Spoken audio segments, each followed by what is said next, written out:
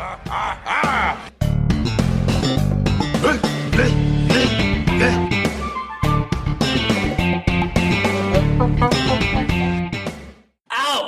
Jordan, refresh my memory, will you please? What exactly have you done in the past 5 years? Wait a minute, I know. You've done Bloomingdale's. You've done lunch. You've done chemical peels. You've done collagen. You've done liposuction. Welcome to Home and Podcast. This is a very special episode covering For Richer or Poorer. My name is Adam. You all know my co-host, Jordan. Wow, I feel disparaged that you put my name in that in that quote. It was hard to choose a quote because there's just so many good ones from For Richer or Poorer. There certainly are, and they're all on IMDb.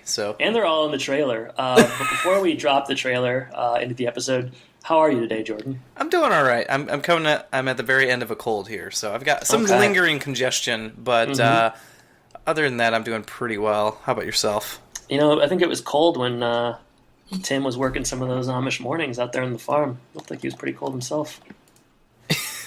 What do you think of that? I actually disagree, but... Oh, all right. Well, whatever. I'm fine, Jordan. We're going to make this as evergreen as possible, so I'm not going to talk about weather, what's going on in my life, or even the year necessarily. So yeah, that's great. I mean, you don't want to get too specific. I want people to be able to look back and listen to this episode on For Richer or Poorer in 30 or 40 years and think, well, this feels like it just came out yesterday. Yeah, I'm kind of hoping that our podcast just disappears. I'm hoping a lot of things happen. I'm opening and hoping. Let's drop the trailer in, Jordan, and then after that we'll get started on this. Let's do it. Oh, and also thanks to the Patreon subscribers. This is our first how could we forget? Yeah, this is our first ever Patreon only episode. So it's an exclusive. It's an exclusive. Thank you for being of the $5 a month tier. Hope you enjoyed your sticker. Hope you enjoyed the episode. Again, we're doing these monthly on tangential home improvement related media. I'm glad we don't have a name for it yet. We should do an acronym. Tangential home improvement. Well, I'll figure it out later. But play that funky clip, Jordan. Brad and Caroline were the toast of New York. I have developed 16 commercial properties, including Euro Alcatraz. They had everything in the world two people could want. You two are so lucky. Mwah, mwah. Except a loving marriage. You want a divorce? Then it'll get ugly. I can do ugly. I've done you for the last 10 years. And an honest accountant. You know, there was that little IRS audit thing. What do you mean my accounts are frozen? Al, I left out a few little details. $5 million? I think they're going to arrest you. Hold it, IRS! I can't believe it, you just shot at him! He had a gun! He had a phone! Now, they're fugitives on the run. Cash fraud, resisting arrest, grand theft auto. Looking for a place to hide. Surprise! I'm so relieved you're here. We could really use the extra help. Morning! Look at that, honey. It's almost 4:45. We must overslept. Let's go scrub the kitchen floor. Oh, could we? I know cheaters. Right now, the Sextons are kicking back at some fancy Caribbean resort. Oh, slugging down rum drinks. They're having the time of their lives. I can't stay here. I've never worked so hard in my life for a meal. Good food, good meat. Good God, let's eat. Sometimes, It's been a long time since she opened her barn for meat. all it takes to save a marriage Did you ever really love me? You mean like that? is some hard work Till the soil. Well, that was fun. and a hearty meal. Emma made your very favorite dish. A long casserole. Oh, look at that. These people are not right. They're like children of the corn. Tim Allen, They're talking about you in the barn. Oh, that Big John. What a stud. Kirstie Alley, Aren't there mornings when you yourselves wake up and you think, I'm just so in the mood to wear pink? For Richer or Poorer. Oh, we are plowing now. What a trailer that is. Wow, that was crazy when they went from being rich to Amish. Swerve. Very quickly. That phone looked a lot like a gun in the trailer, and man, I can't wait to talk IRS and Amish and any other things that are going on in this film with you. I'm going to talk beards a lot as well. This is basically an episode of Beardcast as far as I'm concerned. Yeah, I grew a beard just for this film. Yeah, and if I could, I would. Yeah, you poor thing. That's why you're doing the long hair. So, yeah, you know, we can start talking about the For Richer or Poor 1997 film directed by Bryce. Mm-hmm. Nope. Sorry. Directed by... I combined the names. What are you doing? I don't know. I combined the names. Brian Spicer, or Bryce, as I call him. That's what his intimate friends call him. Bryce. I did some research on Mr. Spicer, and it looked as though this was one of the few feature films he did. A lot of TV work. Lots of TV work. He's got 68 director credits, most of them TV. Some of your favorites, 24, Castle, in Hawaii Five-0. Never watched a lick of any of those, Jordan. Not even the new 24 or Jack Ryan thing? No, I haven't watched it. Right. And it's Jack. We're talking Jack Bauer with 24, not Jim from The Office on Jack Ryan. That's where you draw the line. So, here's the golden question: had you seen this before? I have seen it one time.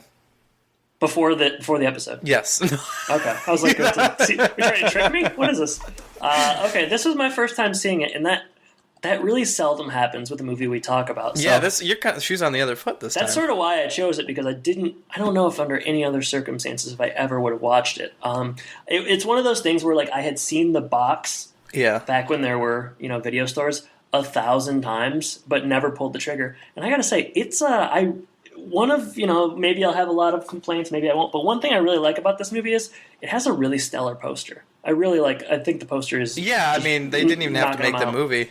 No, they really did. They shouldn't have. In fact, probably they should just stick to the poster. But it's that would have been a bold move. It's the old photo of like the older farmer and the wife standing in front of the farm. It's really a great poster, and you got to give them that if nothing else. They put all $35 million of their budget into that poster. Yeah, they sure did. So, I guess let's get into some more of the movie details. I have a very, very, very, very, very short synopsis that I'll get to after running down some of the numbers. But this episode was released. This movie, man, they're gonna take money away from us. This movie was released December 12th, 1997. So they made it a Christmas blockbuster. 115 minutes long. It has no business being a minute over 90. Heck no, and it sure is. I could not believe when I looked at the DVD. And I said it's going to be about 2 hours. I was like, oh gosh. no. I must have paused this movie 5 times watching it. Yeah, it was long. Rated PG-13 for some sexual innuendo and use of strong language. A lot more strong language than I thought was remembered was in this movie. I think there's an F-bomb, isn't there? There's 2. You can do that in a PG-13 movie. So I looked this up because I was very confused. I'm used I'm thinking Marvel films are PG-13 and they never do stuff like this. Yeah, that's a whole different ballgame. Yeah, so Rich or Poor could learn a little something from Marvel.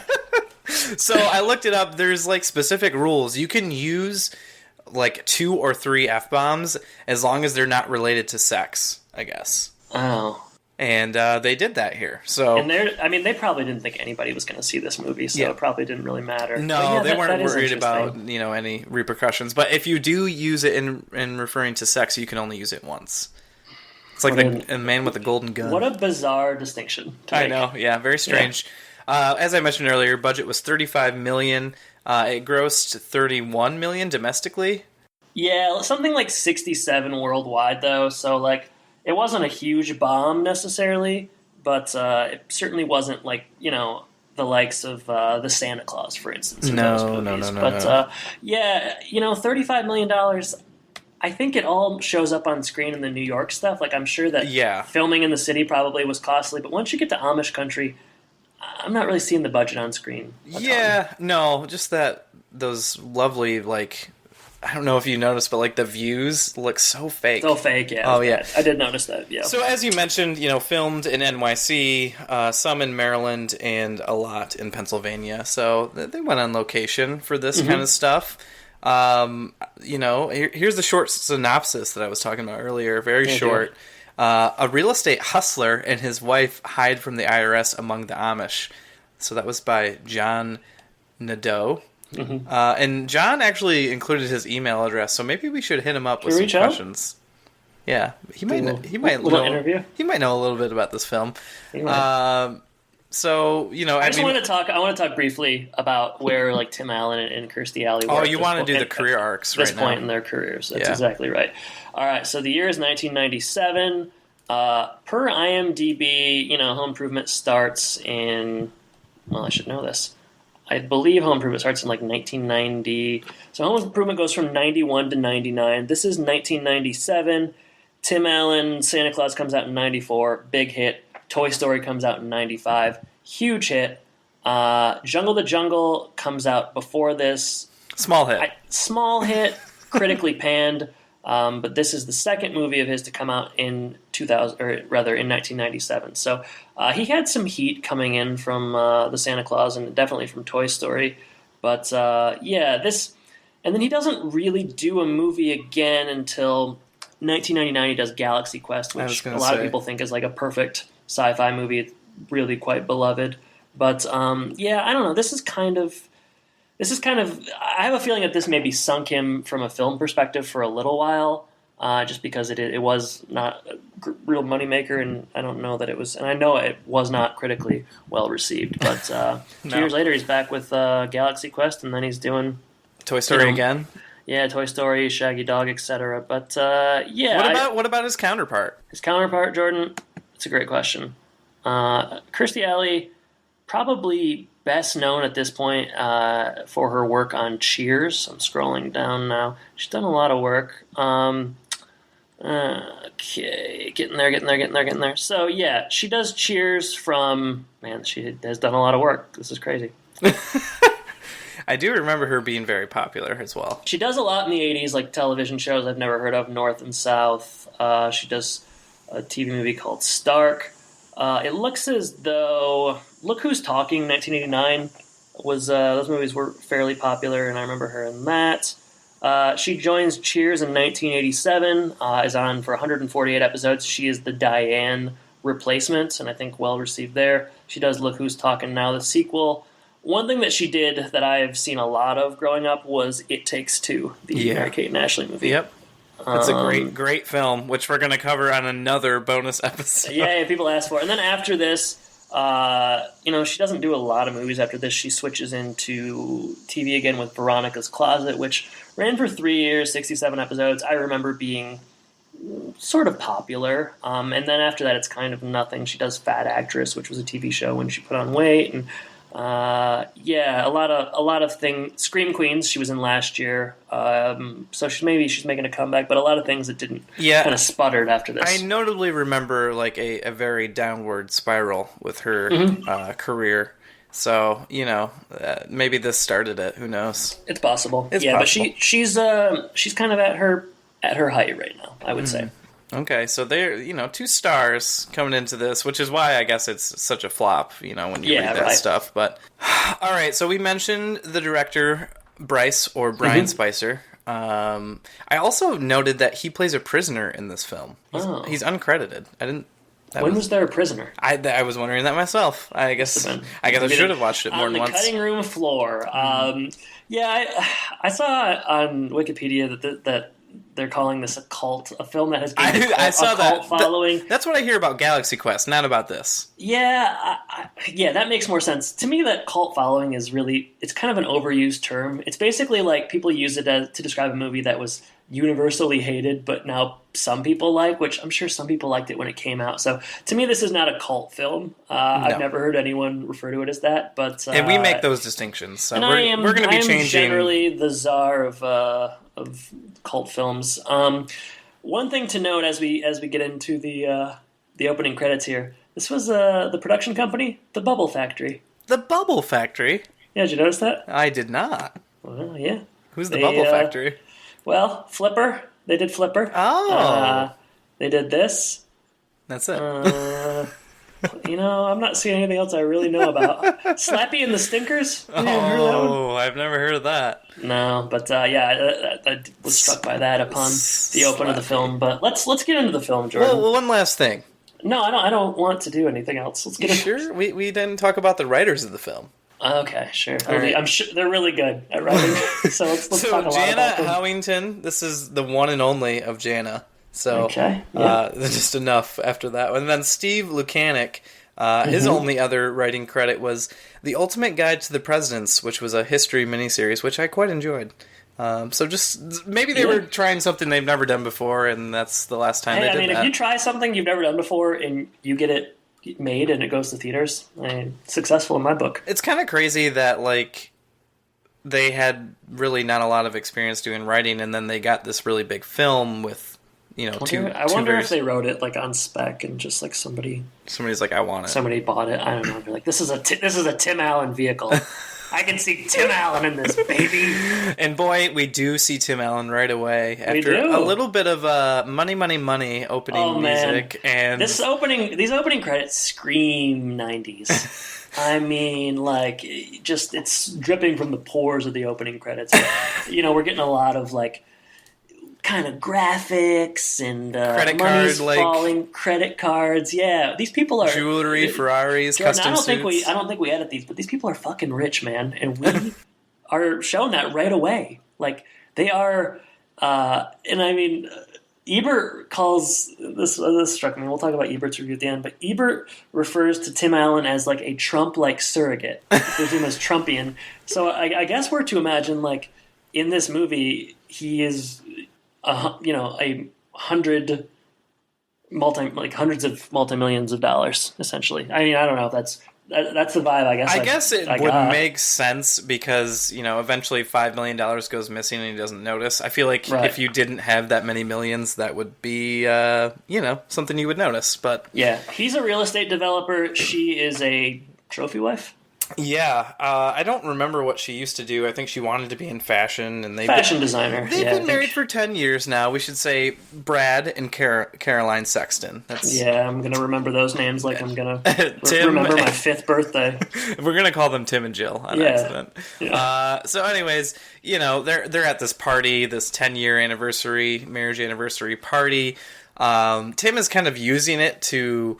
I mean, it's very glamorous, we should say. It's a very socialite type of atmosphere. And mind you, this is after about 25 minutes of opening credits, I would say, roughly. That's why the movie was so long. I know. If you're looking for a place to cut something, start here. Just maybe one credit card swipe, not 20. Oh, man. They did that so many times. Price tags. Somebody picks up something that costs $4,000. It's like, we get it. I read a book in the time that this I thought they were going to show like somebody wiping their ass with dollar bills. They did not, but I think Tim was getting there once he starts trying to sell this new real estate venture. Once he goes to Amish country, I tell you what, you eat liver and stomachs, you'll be. You go to the outhouse. A lot of wiping. All right, carry on. Sorry. So Tim is using this party. He's got all these high class, upper class people there, and he wants to sell them on a new real estate venture, which is the Holy Land experience. Yeah. Which is going to be like a theme park that is in biblical style. I don't know. They're going to have themed rides based on like the 10 Commandments and whatever else. Pause. Yes. How would you describe his hair in the opening? Oh, it's so poofy. It's like it's kind of pompadour. Yes.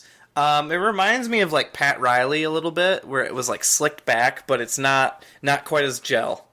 Yeah, it's pretty wild. I don't know. I kept thinking of Grandpa Munster. I don't even know if it really looks like Grandpa Munster, but yeah, it's not like I've ever seen his hair before, and it doesn't stay that way throughout the movie. Thank thankfully. Goodness. It's kind of distracting, but yeah, it's pretty bizarre. First thing I wrote down after the money, money, money sequence. Yeah, I had something else I was going to say too, but I can't remember it. Oh, okay. So yeah, back to the plot. So he's using this gala, their 10th wedding anniversary, as a means of selling this Holy Land. But he needs approval. Like, he needs the approval of, like, a judge? What is that? Like, how does that work? Like, why does he need a judge's... Why does he have to impress this judge about his Holy Land? Oh, I thought he was just looking for donors, but, maybe.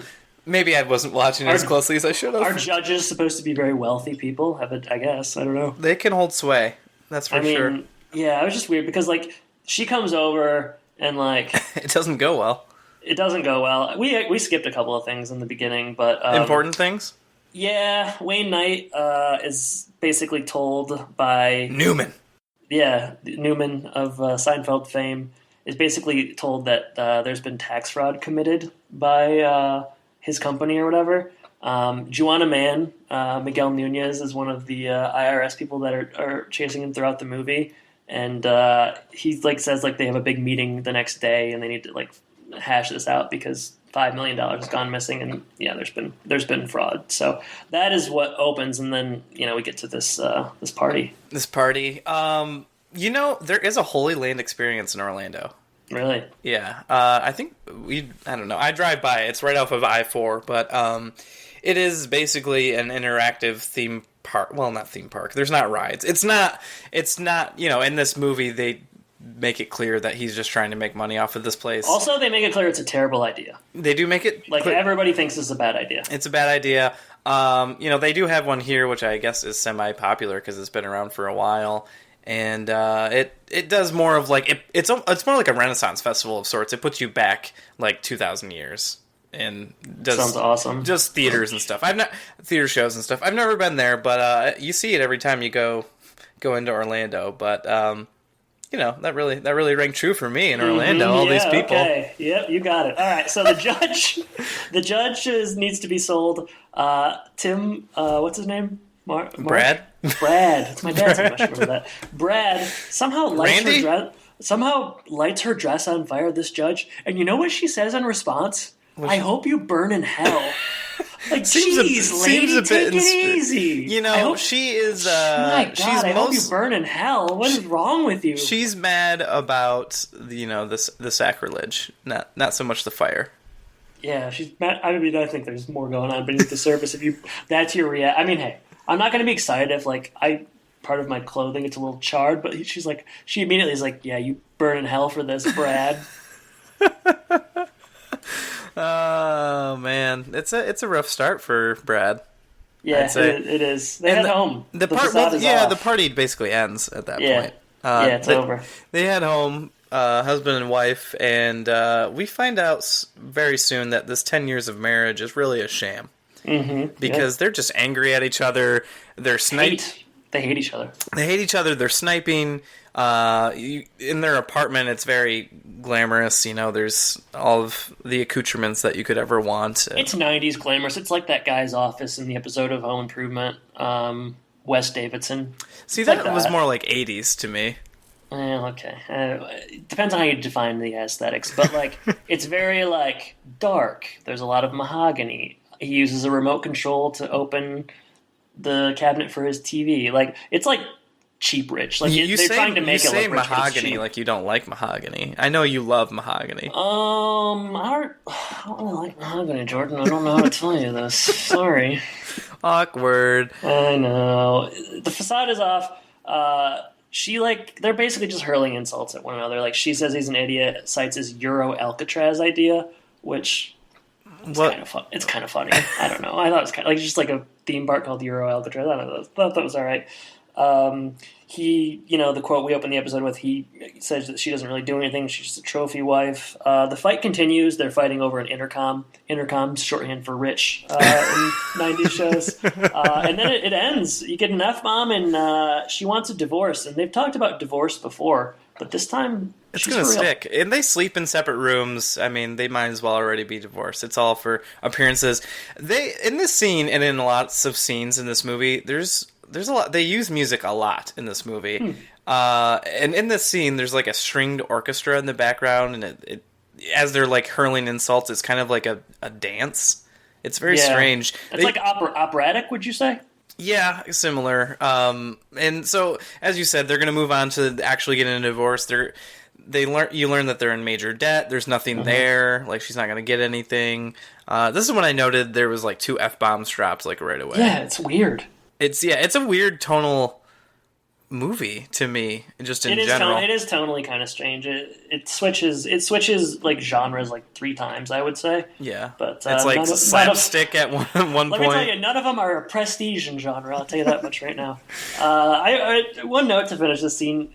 He's on the couch at the end, Brad, Tim, and he's conveying sadness. And again, I'm reminded, Tim's a good actor. I don't know. I just looking at him be sad. He did a convincing job pulling it off. He's probably miserable filming this movie, so it made it hard. Pretty easy. But dude can act. People forget that. Yeah, I see that more. I guess I see later a lot on. more. Yeah, and when we get to the Amish part, basically, I think there's more of that, but. The problem with this movie is it takes too long to get to the Amish part. Because that's what matters. Yeah, that's everybody knows that. You look at the poster or you watch the preview, whatever. You know that that's what's going to happen. So let's get there. And it's the only thing that is really interesting. I agree. We've seen yeah, like there's a lot of stuff about rich people that are broken. Also, it's just real life, so I don't necessarily need that. But next day, Sexton Enterprises. His name is Brad Sexton, so he's the head honcho. Mm-hmm. Newman drops in and is just like, I think his name's Bob. It doesn't matter. Newman or the guy that gets eaten in Jurassic Park, whichever you prefer, Wayne Knight. He comes in and he just drops the bomb on Brad that, does he tell him in person, or does he? I guess he just slips out through the elevator without saying anything. Yeah, he's in a real rush, and Tim keeps trying to delay him. He's obviously trying to escape. He's making his break for it. Yeah, and then I noticed in this film or this scene, there's a film, Jordan. Give it the highest of praise. Well, I didn't notice it. I didn't notice it throughout the film, but in this particular scene when they're talking. There's a lot of overdubbing going on. Really? They obviously didn't do the conversation correctly in this scene because it was very strange. But maybe I wonder if this was planned to be an R film and then they had to make some changes. I don't know.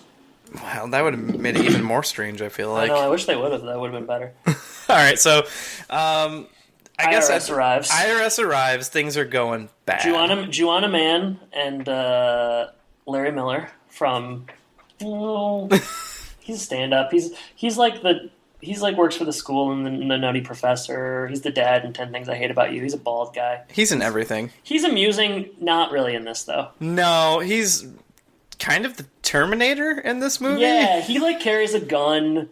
And works for the IRS. Yeah, he thinks he's like Jason Bourne or something, but really he just works for the IRS. And Juana Mann and Larry Miller, they do team up together, and that's kind of we cut back to that quite a bit, but it's not especially satisfying. No, it's not really the buddy cop movie that I don't know, Rush Hour is, or no, or Collision Course or anything like that. So Brad, he heads to the ATM, and I don't know, he needs to make a withdrawal because I believe his secretary. She does something for him, and he wants to buy her a gift or give her a gift, and she wants money, basically.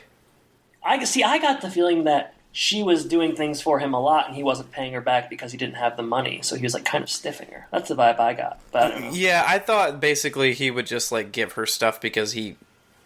There was a lot of false purchasing and fraud and stuff going on. So he would just give her stuff. For richer or poor, there's a lot of ways to analyze something. Yeah. Every scene has a different reading. The problem is none of them are right. No, it's hard. It's hard to know what to do. So he goes to the ATM, and the IRS, they're watching him, and he finds out that his card has been denied or something. At the same time. Yeah, at the same time. Right. His wife is having dinner with her two friends, and I say friends in quotes because they are kind of monstrous people, and they're, it's that same stereotype. It's a Real Housewives kind of vibe, I would say. Yeah, they're oh, you need to get a divorce, and he's a monster. So she tries to pay for lunch with them, and the server comes back with the credit card, and it's cut up. Yeah, you can't do that. Why would that ever happen? You can't do that because what if you're wrong? What if the company just temporarily made a mistake? Yeah, that was also it was really dramatic. Yeah, I mean, why would you cut it up anyway? At some point they could get more money on their account. It's just very strange. I don't understand why it happens, but that's what happens. I do think if you have fraud on your credit card, they would maybe ask you to cut it up and they would send you a new one. You don't think that could happen? They would have the server do it though. Yeah, you're right. You're right. He doesn't work for the credit card company. Unless he does. We don't know. Sequel. Very strange. Right. Tim... So Tim's guys screaming. Are watching him. Yeah, and he's mad. And they confront him, and he pulls out a cell phone. Yeah. But Larry Miller thinks it's a gun. He's very gung-ho, and he shoots at it. And then Tim just runs. He runs out of there. Yeah, he's what is going on? And... I don't remember Larry Miller's partner's name. You just refer to him as Juana Man? Juana Man, yeah. I know his real name, and his name is Juana Man, Miguel Nunez. But it's Frank. Frank Caliendo, my favorite comedian. What you got here? So Frank is, he's a little bit kind of weirded out by this Lester, I think his name was. Derek Lester. His name would be Lester. He goes by his last name too, of course. Yeah. So he's a little weird. He's like, why are you shooting at him? It was obviously a cell phone. The chase starts. It ends up with... man, I'm getting confused with all these names. Brad is going to steal a cop car or a taxi. He steals a taxi because the guy is like making a phone call and he can't wait, so he just takes it. He just takes it. And, desperate times call for desperate measures. Yeah, and to take it one step further, he's waiting at a... this is so bad. Like, this is like such a like, it's New York City. This is such bullshit. There's like I don't know, 16 million people live in New York City, and she just happens, his wife, Kirstie Alley, just happens to get in the cab he's driving. Like, are you kidding me? So they...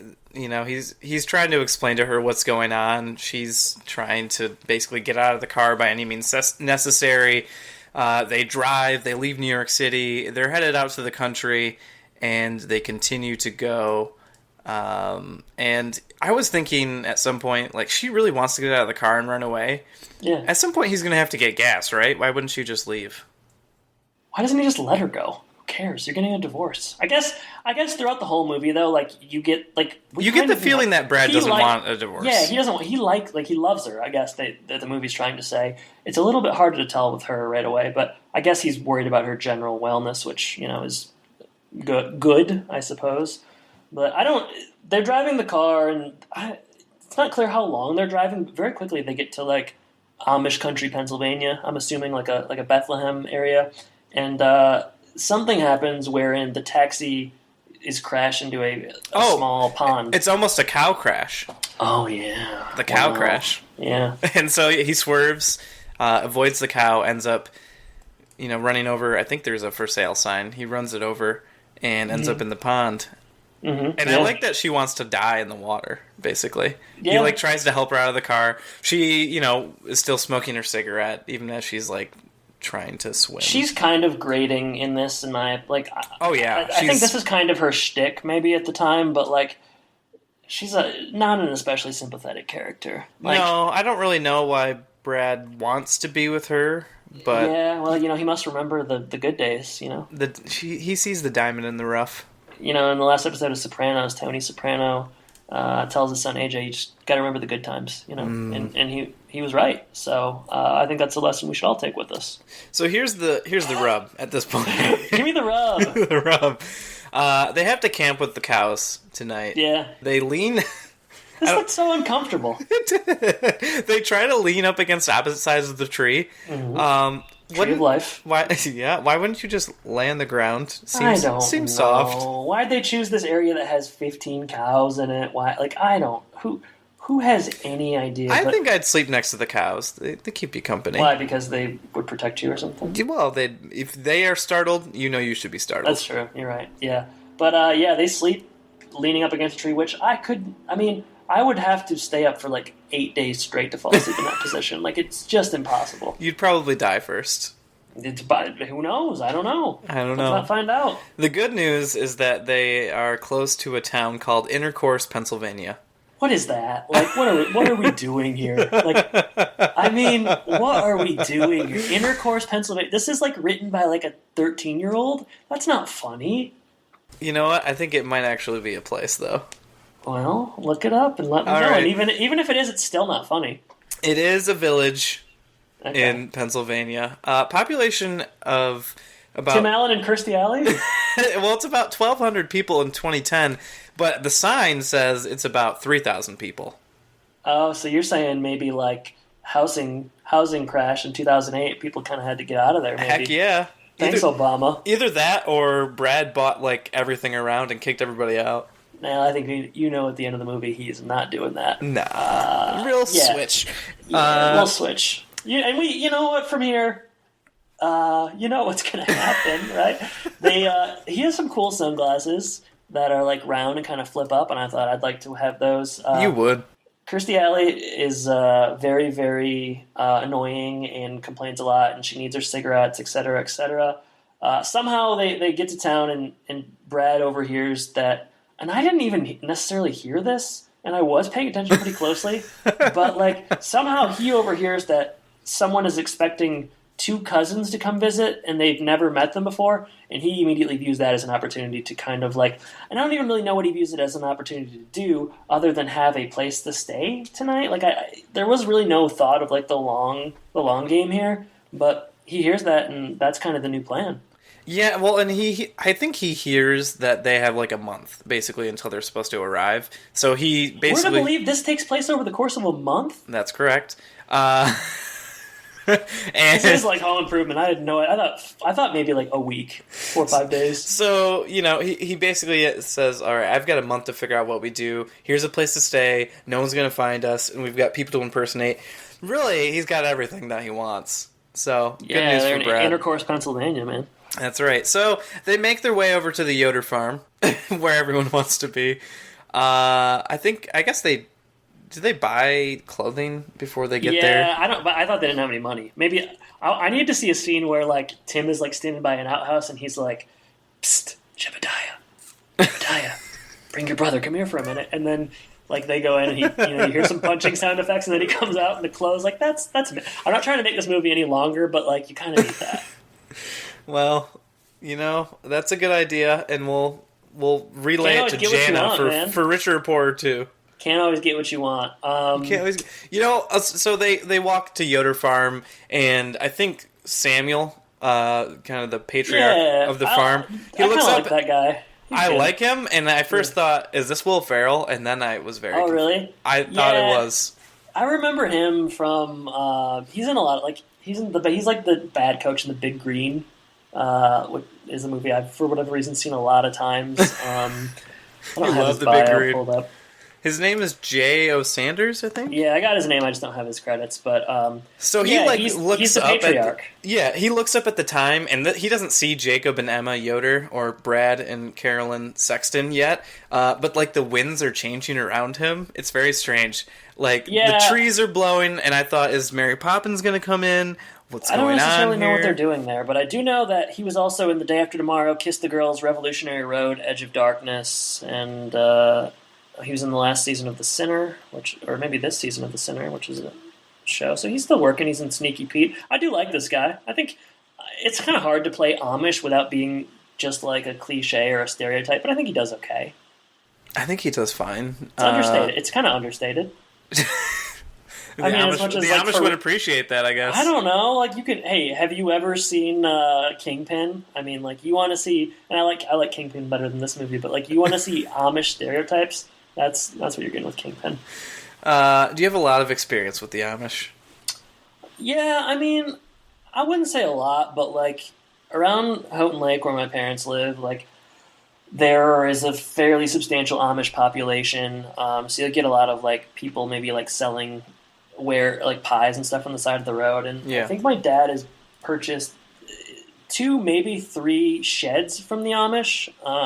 They make quality stuff. Yeah, they do good work. I went one time when the transaction went down, and it was kind of strange because the office was just a shed they had converted, but there wasn't any light or anything, so it's kind of hard to see in there when they were signing the documents. But you thought he might be swindled.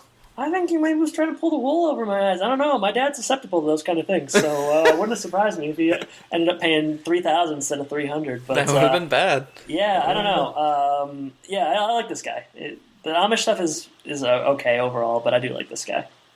Yeah, there's a few things that happen in the movie that I don't think Amish people do, but we'll get to that. We'll get there, man. We'll get there. So we see Samuel. We also see Samuel's wife. And yeah, she is a Home Improvement connection. Boy, I did not expect it. Yeah. I almost yelled Trudy out loud.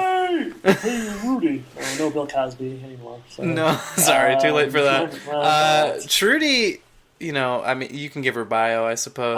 No, I'm not going to do it. It's Home Improvement. That's all you need to know, yeah. All right, well, she's got a real thick accent compared to Samuel. I came from different places, you don't talk exactly like your wife. I certainly don't talk like my Chicago-born girlfriend. So people speak differently, Jordan. I don't know. She's got the Pennsylvania Dutch accent apparently, and he does not. So that's it's hard. He's doing his best. I am a J.O. Sanders, Sam Yoder defender, and I'm proud. Yeah, well, you're starting the fan club right now. Did you talk about the hot Amish guy that shows up? He doesn't come up for a little while yet. All right, well, okay, keep going. You're obviously anxious to talk about him. I mean, nice to have a little eye candy in the movie besides Tim. You get a lot of Witness jokes early on in this movie with the Amish. Have you ever seen Witness, Jordan? I have not. All right, let's just switch over to that. I'll start talking to you about that. No, it's a Harrison Ford movie where he helps an Amish woman who runs into some trouble. Why are there lots of Amish movies that I've never seen? I think, remember late 80s, early 90s, there was a big Amish craze. Why? Like now everything's a superhero movie. From 87 to 92, everything was an Amish movie. You got another Amish 48 Hours, Jaws 6, Bethlehem Steel. You get, what else you get? Obviously, Freddy's Dead, The Final Amish Nightmare. Terminator 3, Amish's Salvation. Yeah, I think, there's that. There's Lion King 2.75. Simba does Amish. There's a lot of those kind of movies. So, there was definitely a craze. How the Amish got their groove back? Yeah, that was a good one. Medea goes Amish? Dr. Amish Little was popular. Trying to think what else there was. Look Who's Amish Now. Kirstie Alley comes back. That was a good one. Amish Alone. Macaulay Culkin is doing his thing one more time. There's a lot. I mean, we could do that for a while. Sounds like interesting plots. I mean, I don't remember the Amish craze, but I do know, didn't on TLC they have some TV show where people... Sister Wives? No. That's a completely different culture. Okay. I've never watched anything on TLC because I'm not. Besides the Pimple Popper show, I never watched. What's that? I don't. I see a lot of commercials of it. I don't. That's not my kind of thing. I don't dig on that. People in this house like to watch Say Yes to the Dress. Oh my gosh! Yeah. Well, that's, just people. That's why we need to amp up the Patreon so you can get out of there. Okay. So that's the real reason. At least just get a second TV so I can go in a different room. That's true, yeah. TVs are cheap these days. All right. So Jacob I had Hot Amish Guy shows up next. I don't know. No, we're not there yet. Okay, all right. So Jacob and Emma Yoder, they show up. They're surprised that the Yoders, or their cousin Yoders, are here early, and immediately they have to try to fit in. That's going to be the challenge. These people who know nothing about Amish living lifestyle, all that stuff. Right. That they have to... Well, there's so many different things. Like, Brad is apparently a horse whisperer, or Jacob is a horse whisperer. So Brad becomes a horse whisperer. He does, by dumb luck. And so, he initially has That's to, what the Wikipedia page says, by dumb luck. And I'm thinking, give him a little bit of credit, man. I don't know. Isn't it probably always dumb luck? Who knows? I mean, when you're dealing with a horse like Big John... Big John Steak and Onion, baby. Oh, I love that place. Yeah. First sponsor. Yeah. So Hot Amish Guy shows up. Oh, no. Let's just get there. And he raises some eyebrows. He's dating the eldest girl of the Yoders. And do you want to know Hot Amish Guy's name, or is it more interesting to you to not know his name? I know his name is John Piper Ferguson. No, his name. No, it's not. His name in the show. Isn't it Henner Lapp? Yeah, Henner. That's weird. All right, so we get kind of like an Amish montage right about now, which you always want. Yeah, I liked it. I mean, I was waiting for it. I was checking my watch, and I'm thinking 52 minutes into this movie, I'm getting an Amish montage. It would have been better earlier, but yeah, you're getting all the things you expect. Brad's having trouble outside with the horse. And plowing in general. Plowing. Yeah. She's inside doing her thing. She's sick of cleaning. She can't clean very well. She's terrible at cooking, all that stuff. Yeah. Yeah. Tim has horse trouble, as you might expect. Big John is he's reticent to agree. It goes on for a while. It was good stuff. Yeah, there's also quite a few scenes where they basically have to sleep in the same room in a small bed, but she will not let him sleep in the bed with her, so he has to sleep in a rocking chair, and they finally get to sleep after hearing some coitus through the walls. A lot of love making going on with those Yoders. They're making love, and eventually they stop, and they finally get to sleep, and then all of a sudden Grandpa busts through the door with his axe and says it's time to get up at about This is a recurring gag, and every time it gets a little bit better, I would say. Yeah, I was wondering what this guy was doing. He doesn't even have a name. Like, we don't even meet him. He just bursts into the room a couple of times. You know, this movie led me to do a lot of research about the Amish lifestyle and, like... Yeah, they can have grandpas, Jordan. Well, they can have grandpas, but what I learned is as they get older, grandparents do not leave the house. They stay in the house and they retire when they feel ready. They contribute as much as they can, and they usually will build, like, a small side house where they are. So, okay. Do you feel like this movie is making fun of Amish people or no? I think it's having its cake and eating it too. Yeah, do you want me to explain that? No, I get what you're saying, but like, okay. So with what is it, Man of the House? Like, that's what we said about that, right? That like they're making fun of it, but they're also like paying tribute to it. I felt like this was a little bit more respectful than that. Maybe, I don't know. I mean, like. There are jokes made at the expense of the Amish, but I didn't feel like it was especially bad. Yeah, I mean, there were just a couple of things that were wrong, I guess, about, like, they don't dance. You know, they don't... Amish people don't dance at all? The only people who can dance are, like, younger children. They don't play... If you want to, they don't play instruments... like at the very end credit scene, like these are supposed to be very pious people. Yeah. And then you get the idea that like this guy's interested in this little seductive image that he gets in the back of his watch. So there's like little ways that we don't know what they're like. I mean, like an Amish guy could be interested in seeing a naked woman. Like we don't know the internal monologue here. I think the idea, if you were an Amish person, that would be kind of insulting because they're very pious, so they wouldn't do that. It's the same. Well, it's the same reason that they separate themselves from the culture at large. It's because they're trying to stick to a very literal view of the Bible. Yeah, Jordan, I know what Amish people do. I'm just saying that, like, I didn't feel like this movie was like that. I've seen worse depictions of Amish people. Okay, that's fine. That's all I'm saying. That's fine. You're an Amish apologist. I'm getting tired. I'm just kidding. Hey, as much as you like Samuel Yoder. Hey, man, I'm just saying. Brad and Carolyn Sexton, they are often referred to as being like more liberal Amish, which I'm certain you are correct does not exist. There's different. They talk about. I didn't realize you overnight got your friggin' PhD in Amish culture. I told you I went down a very big rabbit hole. But they talk about Ordungs a lot, or whatever. Yeah. How that's like different, and they were saying that the groups split over things like how wide your brim, like hat brim, can be, or what they talk about in this film is like the colors that you wear. So I would imagine there are different. More, you would maybe call them more liberal versions. But yeah, they do use that like at every single turn that they as can. An excuse for their kind of erratic behavior. Mm-hmm. Yeah. All right, let's cut to brass tacks here.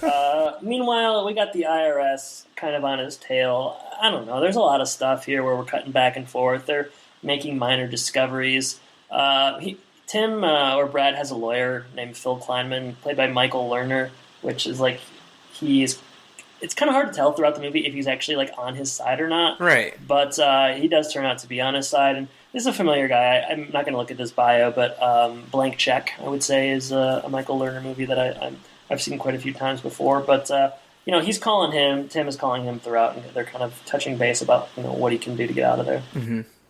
Yeah, and at the same time as they're going back and forth, Brad and Carolyn are kind of progressing. They're kind of a little bit satisfied by... Brad is especially satisfied by this change in lifestyle. He likes the hard work and the reward of that. Carolyn, a little bit, as you said earlier, is not so gung-ho about it. It takes her a little bit longer to come around. I would say Brad is into the culture by day 2. Yep. Like, on the second day, he's kind of like, I could make this. Carolyn waits till about day 29, if we're talking about the month window. It takes her a long time. She makes him a really nasty plate of food. The liver something. Yeah, it was gross, and then Tim throws up, and that was good to have in the movie. I feel like liver is always the go-to, like, here's this disgusting dish. Yeah, I've never had it, so I can't say. Yeah, I can't either, but I feel like that's a trope for sure. This was like liver, stomach, and something else. Like it didn't look especially good, but Tim is working with Big John. The IRS is tapped a phone that he uses, and they think Big John is like a code name, which maybe is amusing. They start looking up all these people with the alias of Big John, basically. Yeah, it goes nowhere. Kirstie Alley becomes sympathetic to the Amish cause when they talk about how they would like more freedom in their colors, which you talked about earlier. And then we're reminded that she did dream of being a fashion designer at one point, and this kind of is what draws her into the culture and, kind of that aha moment. Did they plant this at all earlier in the movie? Like, what did they... That she's that she's into fashion? Yeah. Yeah. He says in the beginning, like, you quit everything. You just like you quit your fashion line, et cetera, et cetera. So yeah, they plant the seeds. Okay. And then here in Amish country, we harvest them. Boy, that is what they do in Amish country. So yeah, they eventually do like a runway show. She gets a bunch of textiles, and she wants to show the elders that it's worth being a little bit more lenient in this type of part of their lifestyle. And so they do a fashion show. Your sexy Amish guy, what's his name? Henner? Something like that? Henner, yeah. He's initially gonna, like, they have a bunch of women lined up. It's mostly women, yeah. And he's the only guy lined up. But he gets a little bit stage fright. He faints. He can't do it. So Brad steps in for his wife, and he steps up, Prior to this, there is a scene where they're at like a party and they do a bit of dancing together. So we kind of get the feeling that they are growing closer throughout this experience. And then this kind of act of, I guess sacrifice. It just he stepped up to the plate, and it works. The elders accept the changes in colors, and Kirstie Alley's all horned up. Yeah, and this was your favorite part. You told me you said you just texted me. 1 hour 23 minutes when I got there, and of course they were having sex. You dirty dog, always making me skip to those parts. Well, don't they kind of plant that seed earlier too? Because there's a scene where he's like, after a hard day's work, he's like falling asleep in the chair, and she looks up and she's like, "Ooh, my husband." Yeah, because I'll tell you something about Tim. He looks good Amish, he loses the pompadour. He puts on the hat, he gets the chin strap beard, and she's taking notice, and she's looking and she's a licking. Also looks like he's been working out. He's in good shape in this movie. I'll give him that. Yeah, he's in good shape. He's been working out for sure. Best shape of his life, maybe. Probably. If we ever get him on the show, I want to ask him, what was your workout for Richard? Write that one down. Did you go keto, bro? That's one sure way to end that interview immediately. I know. There's a lot of ways to end an interview. There's a million ways to die in the West, and there's a lot of ways to end an interview with Tim Allen. All right, IRS. This is also really stupid.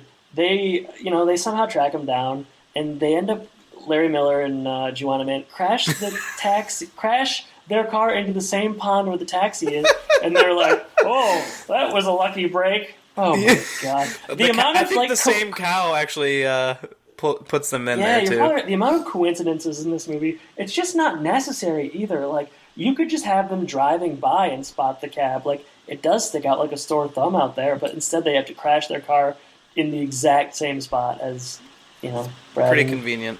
Brad and Carolyn. Yeah.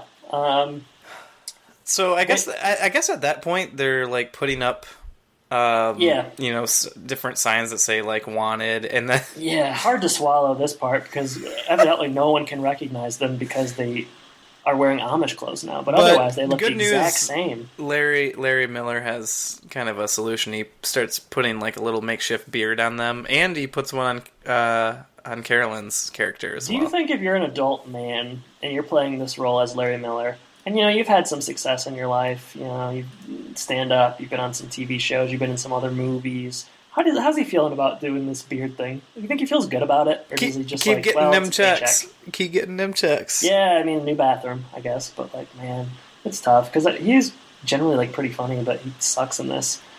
I did have a note here. How long have they been there? Well, you answered about a month. There's a side plot as well where the hot Amish guy wants to propose to the girl, and he asks Tim for advice, and Tim says that he should do it, and then he proposes, and the film kind of ends with their marriage, but maybe we're not quite there yet. No, we're not quite there yet. So yeah, I guess Brad and Carolyn have had a really big impact on this Amish family. and I mean, only for the better for the most part. But things are going to come crashing down. Like, it's too good to be true right now, you know? They can't stay here forever. Once you hit 2 hours, you start to think, all right, how's this going to end? Boy, it ends quickly. Yeah, it sure, I mean, really we know does. that there's, time's going to run out. Jacob and Emma, the real Jacob and Emma, are going to end up coming, Yeah, the other Yoders arrive during the wedding. It's like, I mean, I guess they didn't know there was a wedding. And then, the IRS comes with them. And then we immediately cut to a courtroom as if, it wouldn't take months and months and months, maybe years to get this trial going. It's like one of those immediate trials that you see on TV, next day, presumably. Mm-hmm. It's so absurd. But the good news is that Brad and Carolyn are vindicated, This is true. Let's talk about who the judge is, Jordan. The judge is that judge that you mentioned very, very early on, about an hour ago, as we started this episode. And she's like, I still hope you burn in hell. She's the judge. Apparently, I don't know, I guess they're back in New York City, but Tim, Brad, Carolyn, whatever, they are prepared to take full responsibility. He doesn't want to run anymore. He's tired. Nope. And he's about to, I guess, plead guilty to whatever the charges are. But then wait. Michael Lerner comes in as lawyer, and I guess he has been working. I guess he has been working the whole time because Newman was extradited from Zurich, and they got him. He's there somehow. So, why would the lawyer go to Zurich to do this? Oh, what does he say? I don't remember. Yeah, he's a good lawyer. I mean, if you are ever in trouble, you want that guy as your lawyer because he goes above and beyond. Give me Phil Kleinman 100 times out of 100. But Newman is brought to the court. Kicking and screaming. So it's good to have Newman bookend this movie. And the case is dismissed because he says that he did it, and the judge is there. So it's a clean ending. The film ends with, it's really fast. All of this happens in about the wedding starts, and then 5 minutes later the movie's over. They go back to Brad and Carolyn want to make country. things right, Yeah, they want to penance for their, whatever mistakes. their lie. They were just lying to. They took advantage of the Yoders the whole time, and like you said, they want to make it right. They initially go there and they try to apologize, and Samuel's not really interested. Initially, I don't really know what changes his attitude, but they turn to leave, and Samuel tells them that they knew all along that they weren't the Yoders. That's what I'm talking about when I say, Sam, good guy.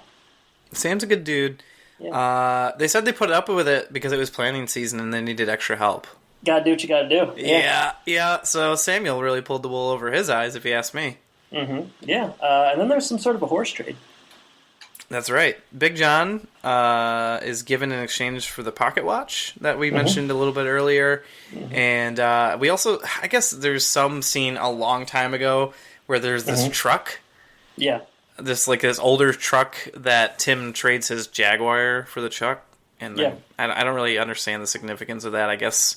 Me neither. Lost on me. Lost on us. But you know what's not lost on us? What's that?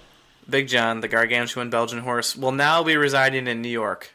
Yeah. Or will he? Awesome. I'd love a follow-up. Did you... So, I thought the movie ended here, and then... When did the birth announcement come? Because I didn't hear that when I watched it. So, as the ending credits are playing, there's a bunch of outtakes and kind of some extra scenes that I guess you could say are deleted scenes. But at the very end, they are driving with Big John in this truck, and they go by the pond, and the for sale sign is still there, and he says, I think we should buy this, this land. So he wants to live next to the Yoders. And not only that, she says... I'm pregnant. See, I turned it off immediately when it was done because I'd already put 2 hours into it and I couldn't stand another minute. Couldn't stomach 1 minute more. I would have liked to have heard this. I mean, I guess that's good. That's a satisfying kind of ending. Yeah, because I was thinking, the only way that this movie should end, I guess, is either, forgiveness from Samuel and, they're somehow welcomed into this family or something. You can't just have them go back to New York and their marriage is okay. And so they get that here, kind of. I'll tell you one thing, though. I was glad that they didn't do the thing that I thought they were going to do, wherein they stayed in Amish country for good. Like, they became Amish. The whole movie expected that to happen, and I was quite glad that it didn't, because that's just, like, lame. That wouldn't happen in real life. Why not? I want realism out of this movie. Why do you think that wouldn't happen? Because, like, just because he spent, like, 30 days in Amish country and felt satisfied doesn't mean he's going to throw away the 40 years he had before. Like, he's not in trouble anymore, so he probably wants to return to his old life. Maybe. Also, I don't know. She hates it. She hates it. She doesn't like it. I think she ends up liking it, though, at the end. Like, she becomes, like, these people are... For a day. Well, these people... She loves that little girl. She becomes kind of part of the family. She enjoys a little bit of the work and being able... Now she can really create the fashion stuff that she wanted to do. I think I would not have liked it. I think it would have been lame. It's like, that's exactly what happens in Sex Drive with Clark Duke, which, I mean, obviously, a lot of people have seen when all the Oscars the year it came out. And it's the exact same. No, I'm just kidding. It isn't very good. But, yeah, that's what happens in that. I just think it's dumb. I wouldn't have bought that, but, you know, maybe you would have, and that's okay. I guess I would have, just because... Throughout the whole time that he's there, he really seems to be enjoying it. I kind of get a sense from you based on all your research. And you think I'm going to go to the Amish country? I kind of feel like maybe you're going to transition because you're a real defender. You're really sticking to this one. So, Jordan, roll credits fade to black. That's 116 minutes of For Richer or Poorer. Are we richer or poorer for watching it? That's what we have to decide. But you know what? We didn't do our taglines. Did you come up with any? I was thinking that myself about 30 minutes ago. I was like, how are we going to work these back in there? Well, that's all right. You know, maybe context will help. So, do you have any? Have any taglines? I've got a couple. I've got 3. Okay. Was there an official one for the film? I didn't see an official one. I kept looking. Yep. Okay, so I have 3 as well. I'll go first. So, For Richer or Poorer, till debt do us part. That could have been one. I felt like I was really happy with that. That was good. Yeah. How about sometimes simpler is better? I do like that. All right, here's my next one. No electricity, no car, no problem. I like that. How about to rediscover love, this couple will have to lose their identities? Yeah, all right. It's deep. My last one is a stretch. I don't even know how I'm going to say this. All right, here we go. Mish out of water story. I don't know. There's my last one. I don't know. My last one's about as good, so just don't mess with the IRS. That's a good one. Those are good. Okay, let's talk about, the ultimate question that we're tasked with answering on these bonus episodes is: would we recommend this? Would we recommend this to home improvement fans? And then we can just generally talk about what we liked and disliked. I'll go first. In terms of likes, I like the idea. I think this could have been better. It should work. I liked Tim. I didn't really like her a ton, but I think maybe that's just her sort of persona. But I found him satisfying. I thought the Amish couple obviously were very good. And I laughed a couple of times, but mostly this is just a case of unbridled potential, I would say. I thought Tim looked good as well, obviously. He's been working out and whatnot. Generally a good idea. But yeah, what I didn't like was, most everything else. I think a lot of the jokes fall flat. It's way too long. Yep. The ending is super rushed. The beginning is really, really slow. I do think that they have some chemistry together. I bought that. But stuff with the IRS guys was flat out bad, kind of embarrassingly bad. It was comical. It felt like it was out of a different movie. It did. It felt like Space Jam or something. Yeah, it did kind of feel like that, and that's because Newman was in it as well. I like Newman. I'll tell you one fix: have Newman in more of the movie. Have him calling Tim Allen and kind of mocking him or something. Or let me see him in Cabo San Lucas drinking an umbrella drink with some babes walking by or something. Yeah, not enough Newman. That's the problem.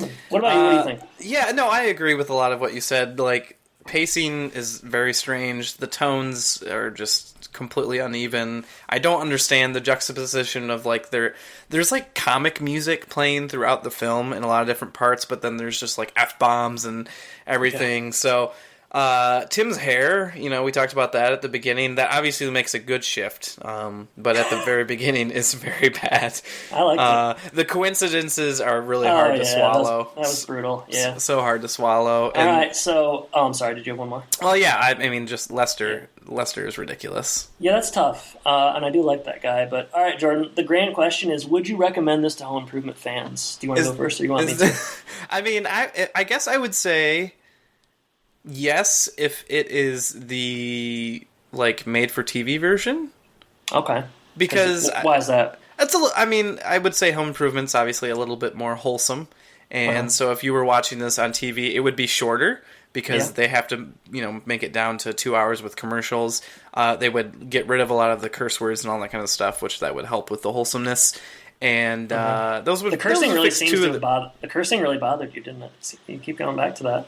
I don't like it. I don't like it one bit. Okay. You don't like hearing Tim Allen say the F word? I just didn't expect it at all. It was very shocking to me. You love it when I say the F word. Well, I know that you're not a PG-13 type of guy. I'm sure not. No, I'm much, much harder than that. So I guess, I don't know. They should just do the Amish part, and that's it. Yeah, I mean, they should have trimmed the first 40 minutes. So you are recommending it? Sure. It's a yes or no? I would say yes on TV. Okay.